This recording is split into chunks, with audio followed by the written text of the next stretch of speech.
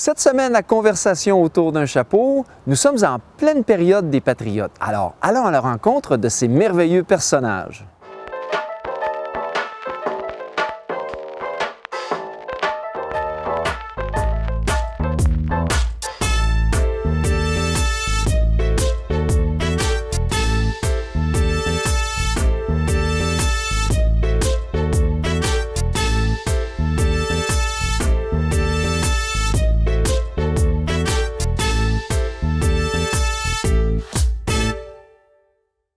Mesdames, Messieurs, bienvenue à cette conversation autour d'un chapeau. Mon nom est Robert Simard, je suis historien et je suis en compagnie de Suzanne Gagnon, chapelière. Chapelière, dans le rôle de Harriet Cushing Barron. Ah, et moi, dans ce cas-là, aujourd'hui, je vais jouer le rôle de Thomas Barron, mais pas ton mari, parce qu'il se trouve être mon neveu. Mais je vais jouer le rôle du premier arrivant de la Chute, qui est arrivé en 1808 ici à la Chute. Particularité avec Thomas Barron, le lieutenant-colonel, c'est qu'il est l'instigateur de la milice d'Argenteuil. C'est-à-dire, au moment des troubles du Bas-Canada, en 1837-1838, au moment où il y a eu cette révolte-là, des gens qui voulaient un gouvernement responsable, ici, du côté d'Argenteuil, on était plus près du loyalisme britannique, du moins plus près des idées de l'Angleterre que des idées qui étaient dans la vie et dans le cours des gens au Bas-Canada. Alors, on s'est battu contre les Patriotes. C'est un peu ça. Alors toi, Suzanne, qui joue le rôle de Harriet Cushing aujourd'hui, peux-tu nous parler un peu de cette dame? Tout à fait. Je suis l'épouse de Thomas Barron Jr. et mon homme est le premier maire de la Chute. Et je suis la fille de Lemuel Cushing. Lemuel Cushing, mon père, était fortuné. Il a fondé Cushing, ainsi que le grand magasin général et un moulin à scie. Mais le magasin général en pierre et tout, il y a une rumeur, il y a une légende dans notre région que ce magasin général-là aurait servi de prison parce que on y avait mis des barreaux parce qu'on avait des pots, on avait de garnisons, on avait des choses à protéger. Alors, ça, c'était la fin. Donc, Lemuel Cushing, qui était un riche commerçant, beaucoup de matériaux, du moins beaucoup de marchandises transitaient par son magasin. Lui, il était juste sur le bord du canal de Chute-à-Blondeau à ce moment-là, parce que le canal passait au pied de ses terres. Donc, la marchandise transitait par son magasin, ça venait de Montréal, ça s'en allait vers Ottawa par la suite, et vice-versa. Donc, un homme très, très, très fortuné. Parfait. Tu sais que, par la suite, la ville de la Chute, on a développé certains quartiers, et dans certains quartiers, toutes les rues portent le nom de tes enfants. Tout à fait. Nous en avons eu 7. On n'a qu'à penser à la rue Henry, à la rue Mary, à la rue Robert, à la rue Elizabeth, à la rue, ensuite de ça, Thomas. Ouais. Donc, voilà. Quand je pense à Thomas Barron, Suzanne, tu sais que lui était du côté des loyalistes. Bon, c'est lui qui a un peu lancé la milice d'Argenteuil. Ils se sont ramassés à l'automne 1837 du côté de Carillon, dans les baraquements, qui était une bâtisse de pierre construite par les soldats de la Royal Staff Corps au moment où ils construisaient le système de canalisation du Lonceau.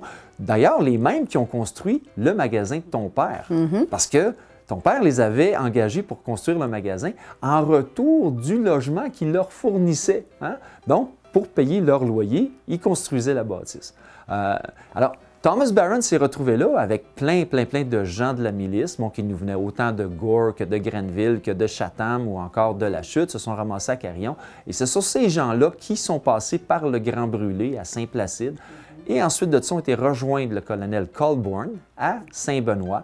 Et eux, ils ont participé à incendier le village de Saint-Benoît au mois de décembre 1837. Alors, c'est une histoire qui est un peu moins reluisante là, du côté de chez nous, dans Argenteuil. Alors, quand ils sont revenus, par contre, certains des gens de Gore, qui étaient des Irlandais protestants, ont volé des chevaux. Là, Thomas Barron, accompagné de Theodore Davis, qui était l'arpenteur, accompagné de George W. Hoyle, qui était l'agent des terres, du seigneur d'Argenteuil, accompagné de Lemuel Cushing, qui est ton père, Mon père, ont attendu les voleurs de chevaux au pont de Saint-André. Et là, ils les ont mis en joue, et au nom du roi, parce qu'à ce moment-là, ce n'était pas une reine qui était en Angleterre, c'était un roi, il dit, au nom du roi, vous allez rapporter les chevaux à M. Lavigne, parce que ces chevaux-là ne vous appartiennent pas. Alors, on comprend qu'en temps de guerre, les gens avaient le droit de piller, ils avaient le droit de brûler, mais ils n'avaient pas le droit de voler un cheval. C'est incroyable. Suzanne, le chapeau que Harriet pouvait porter à ce moment-là, en 1838, ça ressemble à quoi et d'où ça venait, ces chapeaux-là? Exactement. Étant très fortunée, de par mon mari, alors je pouvais me permettre des chapeaux qui étaient importés, ça de la France, l'Italie, peu importe. Et on avait toujours des belles dentelles et chic. On les mettait alentour du cou comme ça.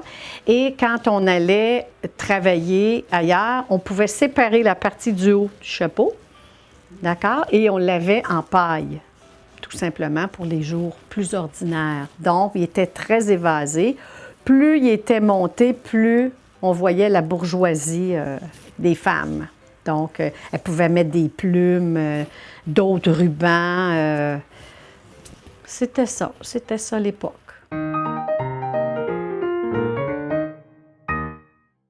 Suzanne, aujourd'hui à l'émission, puisqu'on a abordé le thème des patriotes, on a décidé un peu de changer le décor puis changer de personnage. Hein? Alors aujourd'hui, toi, tu t'habilles et tu joues le rôle de... Moi, je suis une femme d'un patriote et mon nom est Marie-Victoire Félix. Je suis celle qui a tissé le premier drapeau canadien en 1837-1838. Donc, est-ce que ce drapeau-là ressemblait à celui qu'on a ici devant nous, là, avec la petite étoile, les trois couleurs et le vieux patriote? Pas tout à fait. Celui que moi, le premier que j'ai fait, était blanc avec, tu avais une branche, puis tu avais la feuille d'érable rouge dessus. OK. Puis ça, c'est une deuxième version des patriotes. Puis je pense qu'il y en a même une troisième en bleu. OK. Donc, toute cette histoire-là des patriotes nous amène à savoir qu'est-ce qu'ils portaient. Hein? Parce qu'on voit, souvent, on est identifié à le vieux patriote avec sa pipe, avec son bonnet. Quand on parle du bonnet, moi, je porte un bonnet rouge. Hein? C'est un bonnet qui était plus un bonnet traditionnel du côté des Canadiens français. On le portait depuis les débuts de la Nouvelle-France. Et avec la guerre de 1812, on a vu apparaître un bonnet d'une autre couleur. Mm-hmm. Quelle couleur était-il, ce bonnet? Du temps des patriotes, ce qui s'est passé, c'est que le rouge était voué au nord du Québec. Okay. D'accord? Et pour identifier les gens du Sud, il était bleu. Il était bleu. Et ce qui se passait, c'est que quand on le teignait, si on le gardait rouge, la provenance de la fourrure qui appelait...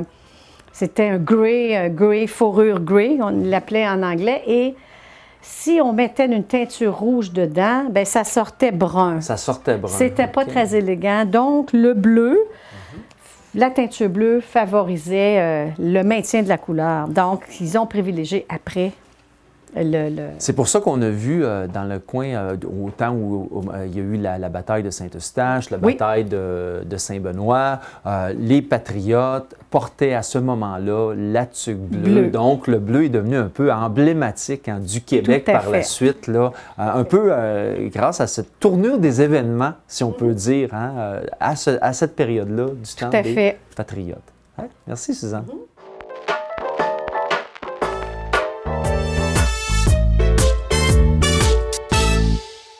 Suzanne, quand on pense là, au travail du chapelier, dans une dernière émission, on parlait de chez Abner Bagg autour de 1813-1819. On a parlé des compagnons, des contremaîtres, des apprentis. Leur salaire n'était pas très élevé. Hein? Quand on y pense, là, ils travaillaient de 13 à 14 heures par jour. Hein? 6 jours semaine. 6 jours semaine. Souvent, ils étaient payés à la semaine. Hein? Leur salaire était en bas d'une livre sterling de l'époque, ce qui veut dire qu'à ce moment-là, ils pouvaient gagner peut-être même pas 60 sous, 50 à 60 sous par jour. C'était vraiment pas... Et qu'on parle du compagnon, quand on pense au salaire annuel, ça montait entre 150 et 225 livres sterling. Des fois, ils étaient payés à la production. Hein? Ces gens-là étaient payés à la production. Donc, plus tu produisais, meilleur ton salaire était. Puis du côté des apprentis, comme on a vu là, dans la dernière émission, eux, ils faisaient leur apprentissage. Donc, il y avait un certain montant qui était envoyé aux parents de l'apprenti, parce que souvent, les apprentis, ils avaient 14 ans, 15 ans, c'était le bon âge pour apprendre le métier. Alors, on envoyait cette pension-là aux parents. Tout à fait. Et le reste servait à payer les dépenses de l'apprenti. Et quand on pense aux étapes de production, quand on arrive à ce moment-là, on est pratiquement un peu avant la finition. Comment ça se passait, toutes ces choses-là, dans la manufacture? Comme on a parlé lors de la dernière émission, c'est que là, on a fabriqué les cônes, les capades qu'on appelle, puis ils ont rétréci à 5 fois la grandeur du départ. Alors après, on prend les capades et avant de les teindre, on doit les former sur une base de bois, OK? Parce que là, la capade, comme elle est triangulaire, on va l'ouvrir, puis on va la former pour lui donner une tête ronde. On va attacher avec une corde et on va en mettre une douzaine à la fois dans un bassin de teinture, OK? Avec une corde. Ils vont tremper là 2 heures. On les ressort. On va les sécher dans des fours. On va les remettre. Il y a plusieurs heures juste à les teindre. Okay, puis et à les sortir. J'ai une question okay? comme ça. La teinture qu'on prenait à ce moment-là, c'était quoi? C'était une teinture naturelle ou c'était un procédé chimique? Ils utilisaient beaucoup à l'époque des teintures végétales, tout ce qu'ils trouvaient un peu sur leurs mains, mais toujours mélangé avec des acides pour garder les bleus, les magentas et toutes les autres couleurs. Bien, autrefois, c'était plutôt brun et noir, majoritairement. Mais bon, il y avait certaines teintes, Bourgogne pour les gens plus riches. Et c'est ça. Fait que après la teinture, un coup que la tête elle est sèche, là, elle va aller se faire former en chapeau. D'accord? Et après, là, ça va être le bichonnage. Là, on va insérer une colle avec du vinaigre et un peu d'eau. Et là, on va le laver, brosser pour faire ressortir tout ce qui pourrait être plus doux, les poils qui sont quand même tissés. Et c'est ça. Fait qu'après ça, c'est la forme finale. On va la remettre, on va la réchauffer, on va modeler encore les barres. Et c'est tout. Et quand on pense à un chapeau comme celui-là, c'est pas un chapeau qui est tout dans une pièce. Hein? C'est ça. Lui, il est cousu. Il est cousu. Donc, oui. tu peux nous expliquer un peu comment ça s'est fait? Celui-là, il est cousu. Donc, c'est plus... On les appelait les modistes dans le temps, qui faisaient les chapeaux cousus. Donc, lui, d'abord, on fait le dessus. Hein? On va prendre la tête, la mesure de la tête de la personne. Ensuite, on va y faire un bord, d'accord, qu'on va venir coudre sur le dessus. Ensuite, ici, tu as il appelle ça c'est la calotte. Ici, c'est les rebords. Et le rebord est cousu après. Donc, on a 3 morceaux. Ensuite, ce qu'on vient faire, c'est qu'on vient y mettre un gros grain à l'intérieur pour le confort de la tête. Puis ça, c'est cousu à la main. Il y en a qui peuvent être doublés aussi à l'intérieur, dépendamment de la saison. Et il est aussi durci avec le même procédé dans le temps. C'est des espèces de colle avec de l'eau. Puis moi, je viens le brosser. Et contrairement au feutre de castor, à ce moment-là, c'est que je lui mets un spray ou un liquide imperméable, d'accord? Et anti-poussière, parce que ça, c'est un feutre mécanisé, là. C'est ça. Et on met une bordure de notre goût. Après. Qui fait la décoration. Bien oui, tout à fait. Alors ça, c'est le chapeau cousu d'antan. Ah, merci beaucoup, Suzanne. Bienvenue.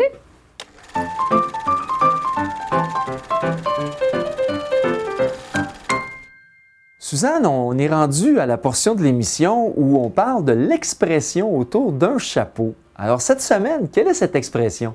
Faire porter le chapeau. Ah, faire porter le chapeau. Ça veut dire quoi? Ça veut dire qu'on fait porter le blâme à une personne et qui n'est pas coupable. Voilà le dicton. Faire porter le chapeau à quelqu'un. Merci d'avoir été des nôtres. Alors, on se donne rendez-vous à la prochaine, à la rencontre d'autres personnages historiques dans Conversation autour d'un chapeau.